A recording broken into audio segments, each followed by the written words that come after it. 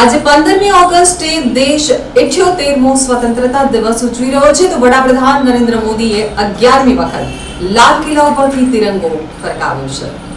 આજે ભારત 15 ઓગસ્ટ 2024ના રોજ 78મો સ્વતંત્રતા દિવસ ઉજવી રહ્યું છે।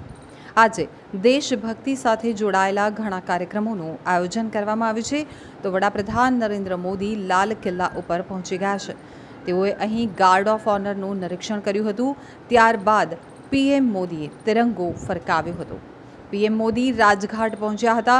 તેઓએ અહીં મહાત્મા ગાંધીની શ્રદ્ધાંજલિ અર્પણ કરી હતી અને ત્યારબાદ લાલ કિલ્લા ઉપરથી રાષ્ટ્રને સંબોધન કર્યું હતું, જેમાં સૌથી ખાસ નવી દિલ્હીના ઐતિહાસિક લાલ કિલ્લા ઉપરથી વડાપ્રધાન નરેન્દ્ર મોદીનું રાષ્ટ્રને સંબોધન કરવામાં આવ્યું હતું। वो शुभ घड़ी है जब हम देश के लिए मर मिटने वाले, देश की आजादी के लिए अपना जीवन समर्पित करने वाले, आजीवन संघर्ष करने वाले, फांसी के तख्त पर चढ़कर के भारत मां की जय के नारे लगाने वाले अनगिनत आजादी के दीवानों को नमन करने का ये पर्व है, उनका पुण्य स्मरण करने का पर्व है। आजादी के दीवानों ने आज हमें आजादी के इस पर्व में स्वतंत्रता की सांस लेने के लिए सौभाग्य दिया है। यह देश उनका ऋणी है। ऐसे हर महापुरुष के प्रति हम अपना श्रद्धा भाव व्यक्त करते हैं। मेरे प्यारे देशवासियों, आज जो महानुभाव राष्ट्र रक्षा के लिए और राष्ट्र निर्माण के लिए पूरी लगन से, पूरी प्रतिबद्धता के साथ देश की रक्षा भी कर रहे हैं, देश को नई ऊंचाई पर ले जाने का प्रयास भी कर रहे हैं। चाहे वो हमारा किसान हो, हमारा जवान हो, हमारे नौजवानों का हौसला हो, हमारी माताओं बहनों का योगदान हो, दलित हो, पीड़ित हो, शोषित हो, वंचित हो, अभावों के बीच भी स्वतंत्रता के प्रति उसकी निष्ठा, लोकतंत्र के प्रति उसकी श्रद्धा, ये पूरे विश्व के लिए एक प्रेरक घटना है। मैं आज ऐसे सभी को आदरपूर्वक नमन करता हूं। हम जरा आजादी के पहले के वो दिन याद करें। सैकड़ों साल की गुलामी, हर कालखंड संघर्ष का रहा। युवा हो, बुजुर्ग हो, किसान हो, महिला हो, आदिवासी हो, उन्होंने गुलामी के खिलाफ जंग लड़ते रहे, अविरत जंग लड़ते रहे। इतिहास गवाह है कि 1857 के स्वातंत्र संग्राम जिसको हम याद करते हैं, उसके पूर्व भी हमारे देश के कई आदिवासी क्षेत्र थे जहां आजादी का जंग लड़ा जाता था। साथियों, गुलामी का इतना लंबा कालखंड,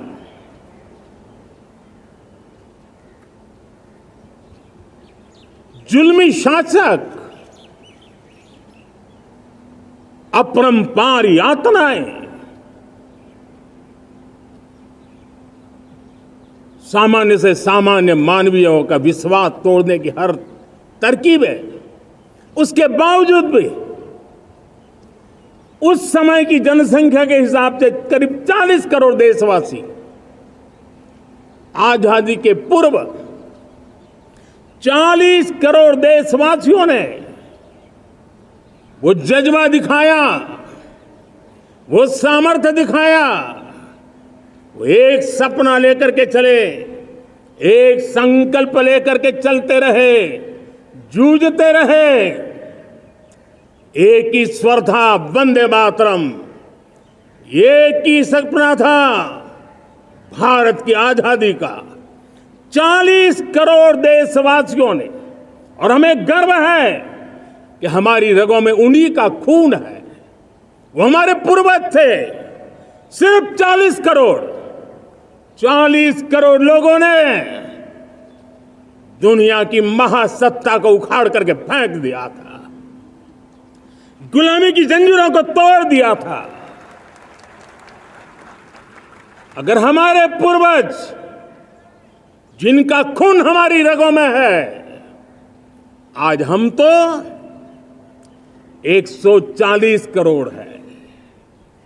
अगर 40 करोड़ गुलामी की बेड़ियों को तोड़ सकते हैं, अगर 40 करोड़ आजादी के सपने को पूर्ण कर सकते हैं, आजादी लेकर के रह सकते हैं, तो 140 करोड़ देश के मेरे नागरिक,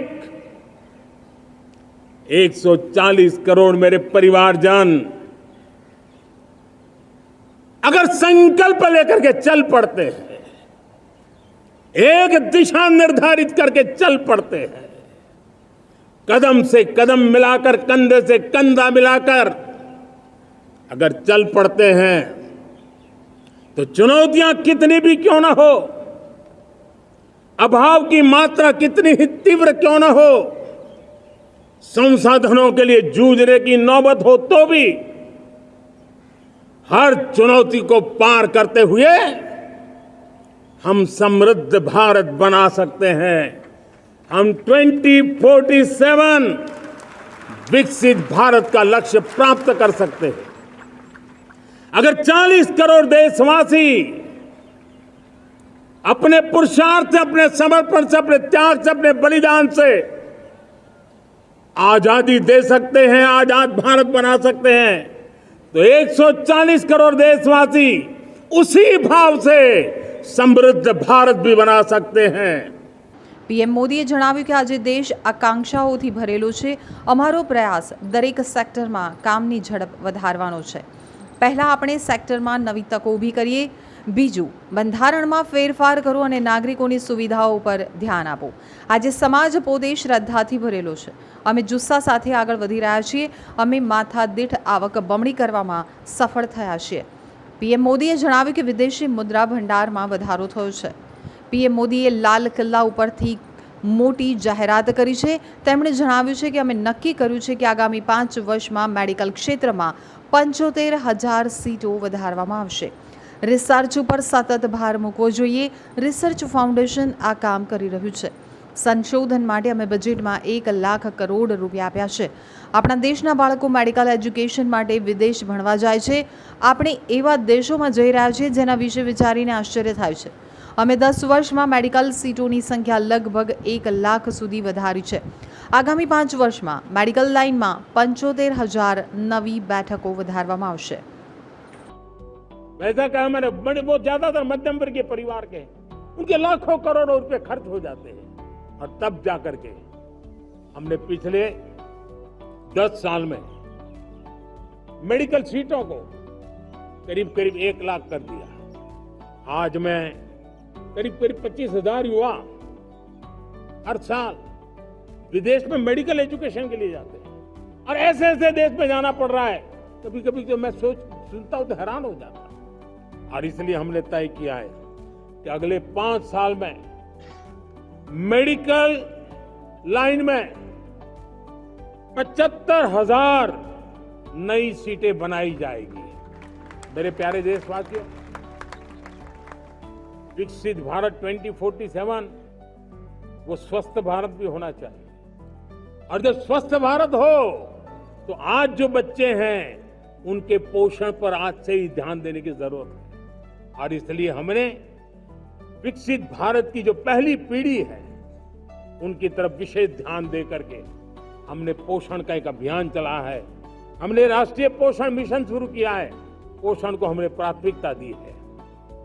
मेरे प्यारे देशवासियों, हमारी कृषि व्यवस्था को ट्रांसफॉर्म करना बहुत जरूरी है। समय की मांग है। हम सदियों से जिस परंपरा में दबे हुए हैं, जकड़े हुए हैं, उससे मुक्ति पानी होगी और हमारे किसानों को उसके लिए हम मदद भी दे रहे हैं। हम उसको ट्रांसफॉर्म करने की दिशा में लगातार काम करते आए हैं। आज आसान ऋण दे रहे हैं किसानों को, टेक्नोलॉजी की मदद दे रहे हैं। किसान जो पैदावार करता है उसको वैल्यू एडिशन के लिए हम काम कर रहे हैं। उसके लिए मार्केटिंग के लिए पूरा प्रबंध करते हैं ताकि उसको एंड टू एंड हर जगह पे हैंड होल्डिंग की व्यवस्था हो। उस दिशा में हम काम कर रहे हैं। અમે એકવાર જોયું હતું કે 2G માટે કઈ રીતે સંઘર્ષ કર્યા હતા। આજે 5G સમગ્ર દેશમાં રોલ આઉટ કરવામાં આવ્યું છે। દુનિયામાં આપણે આગળ વધી રહ્યા છીએ। આપણે અટકવાના નથી। અમે 6G ઉપર પણ ઝડપથી કામ કરી રહ્યા છીએ। विशाल सोच हो, देशवासियों के इतने बड़े सपने हो, देशवासियों की इन बातों में जब संकल्प झलकते हो तब हमारे भीतर एक नया संकल्प दृढ़ बन जाता है। हमारे मन में आत्मविश्वास नई ऊंचाई पर पहुंच जाता है। और साथियों, देशवासियों का ये भरोसा सिर्फ कोई इंटेलेक्चुअल डिबेट नहीं है। ये भरोसा अनुभव से निकला हुआ है। ये विश्वास लंबे कालखंड के परिश्रम की पैदावार है और इसलिए देश का सामान्य मानव याद करता है जब लाल किले से कहा जाता है कि हिंदुस्तान के 18,000 गांवों में समय सीमा में बिजली पहुंचाएंगे और वो काम हो जाता है, तब भरोसा मजबूत हो जाता है। जब ये तय होता है कि आजादी के इतने सालों के बाद भी 2.5 करोड़ परिवार ऐसे हैं जहां बिजली नहीं है, वो अंधेरे में जिंदगी गुजारते हैं। 2.5 करोड़ घरों में बिजली पहुंच जाती है, तब सामान्य मानवीय का भरोसा बढ़ जाता है। जब लाल किले से स्वच्छ भारत की बात कही जाए, तब इस देश के अग्रिम हरोड़ पंक्ति में बैठे हुए लोग हो, गांव के लोग हो, गरीब बस्ती में रहने वाले लोग हो, छोटे छोटे बच्चे हो, हर परिवार के अंदर स्वच्छता का वातावरण बन जाए, स्वच्छता की चर्चा हो, स्वच्छता के संदर्भ में एक दूसरे को रोक टोकने का निरंतर प्रयास चलता रहे। मैं समझता हूं कि ये भारत के अंदर आई हुई नई चेतना का प्रतिबिंब है। जब देश के सामने लाल किले से कहा जाए कि आज हमारे परिवारों में 3 करोड़ परिवार ऐसे हैं जिनके घर में नल से जल मिलता है, आवश्यक है हमारे इन परिवारों को पीने का शुद्ध पानी पहुंचे। जल जीवन मिशन के तहत इतने कम समय में नए 12 करोड़ परिवारों को जल जीवन मिशन के तहत नल से जल पहुंच रहा है। आज 15 करोड़ परिवार इसके लाभार्थी बन चुके हैं। हमारे कौन लोग वंचित थे इन व्यवस्थाओं से, कौन पीछे रह गए थे? समाज के अग्रिम पंक्ति के लोग इसके लिए अभाव में नहीं जीते थे। मेरे दलित, मेरे पीड़ित, मेरे शोषित, मेरे आदिवासी भाई बहन, मेरे गरीब भाई बहन, मेरे झुग्गी झोपड़ी में जिंदगी गुजारने वाले लोग, वही तो इन चीजों के अभाव में जी रहे थे।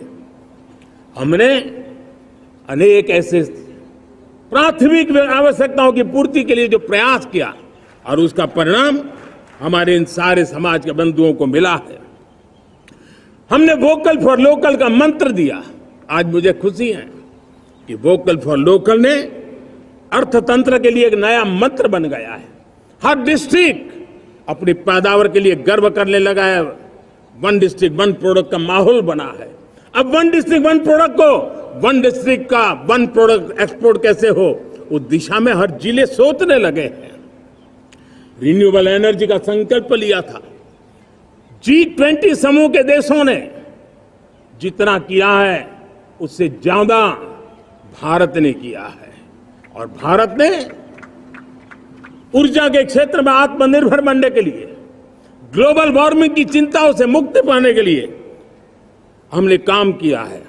साथियों, देश गर्व करता है आज जब फिनटेक की सफलता को लेकर पूरा विश्व भारत से कुछ सीखना समझना चाहता है, तब हमारा गर्व और बढ़ जाता है।